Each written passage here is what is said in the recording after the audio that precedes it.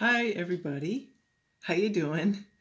This is Lucy and this is going to be a really short little video about how to make a pinch pot. First off, I've got my wire tool, which comes in your tool kit. If you don't have your tool kit yet, you could just use a piece of string. And here's my bag of clay over here. See, there's my bag of clay, and I've peeled down the plastic a little bit. Now I'm just going to use the wire tool to cut into the clay. So you can cut down, and maybe cut across the bag of clay too. Anyways, this is so much easier way to get out a piece of clay using the wire tool or a string. Just try to grab it out of the bag with your hands. It's hard work. Okay, so now I've got a chunk of clay.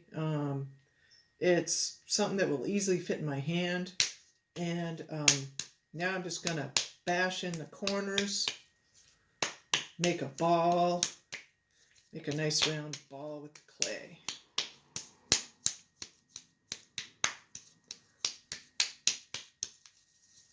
All right, you can roll it. I've just got a wooden board here.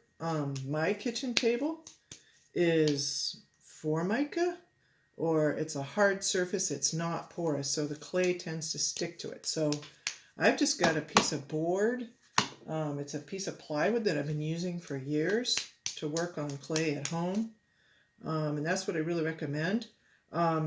If you don't have a board, you could also just put down some newspaper, like the LMC Experience. Woohoo! So you can put that down. It tends to stick and pull up a little bit, but cleanup is really easy because you can just throw the newspaper away. Anyways, I have a ball that's pretty round. There's not too many cracks on it or anything like that, so now I'm ready to begin my pinch pot. So you begin by putting your thumb into the clay. Now this clay is really soft. The clay that you get when you come in and get your clay from us at LMC may be a little firmer, but doesn't really matter. There's a range.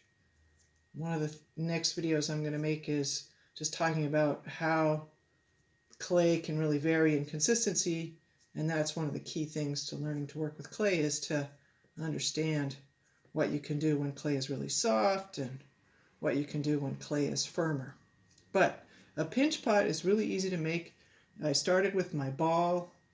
I started working really quickly, and I just am pinching like this inside.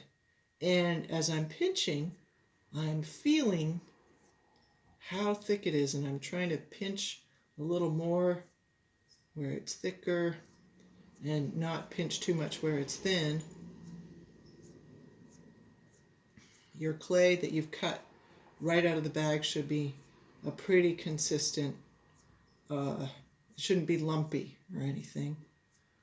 So you should be able to just go around, and so I'm turning it a little bit, I'm pinching it.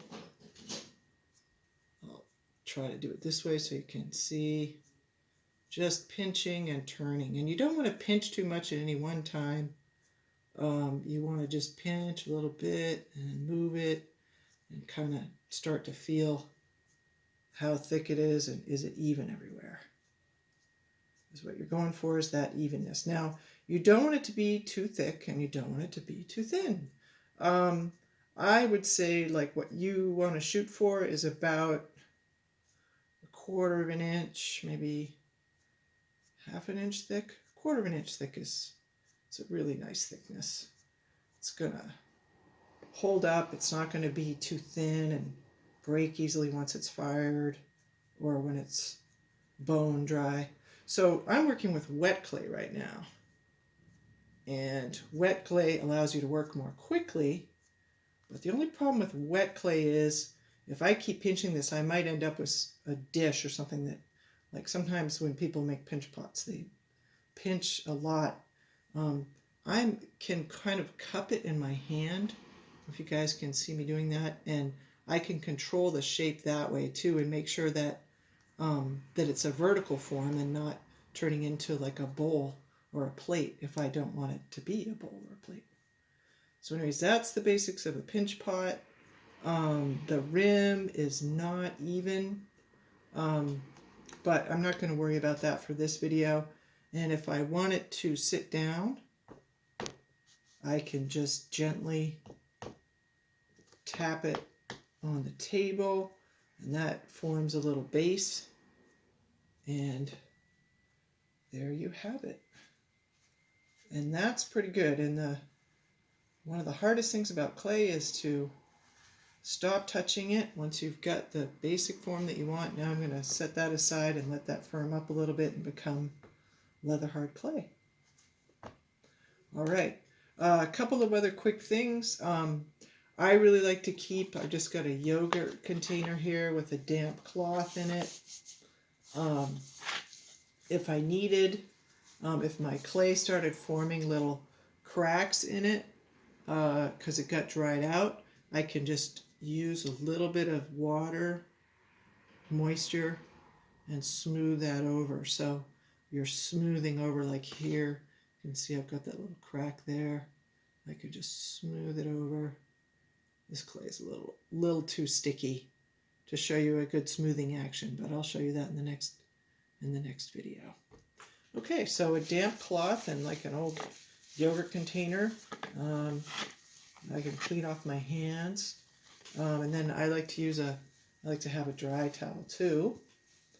And then the next thing is make sure that you don't leave your clay bag open. It's good to take out your clay that you're going to use and then wrap it up. I've got a little twist tie here and close it. And you want to keep that closed. You don't want to leave that out because the clay will dry out and get firm and it'll be much harder to use. Let me just show you a couple of examples of pinch pots that I had around my house. You can really do a lot of cool things with pinch pots. This was a darker colored clay body, and this has been fired once, and then I glazed it, which is, glaze is just glass and glass formers, and you fire it in the kiln and the glass melts and you get a pretty result like that. So I had a light glaze inside, and then I put on texture with some circles. I think I had like a pencil without an eraser, so I was able to stamp those designs in. Here's a really basic pinch pot that I made in 2011. I signed it and said 2011. And again, using glazes from our lab.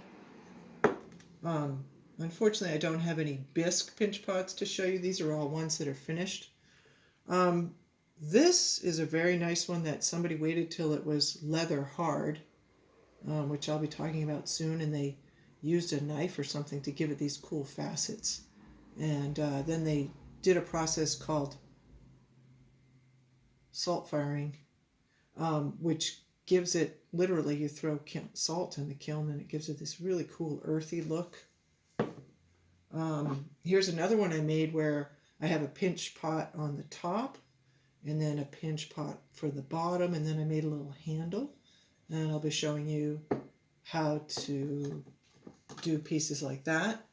And then here's another pot where I didn't put any glaze on the outside because I just really liked how the clay looked, and then I put this really pretty green glaze on the inside, and then I really wanted it to feel like a barnacle or something, or natural, so it has kind of a rough outside and then the smooth inside. I was thinking about abalone shells and oyster shells. Okay, so that's pinch pots, and I'll be back soon.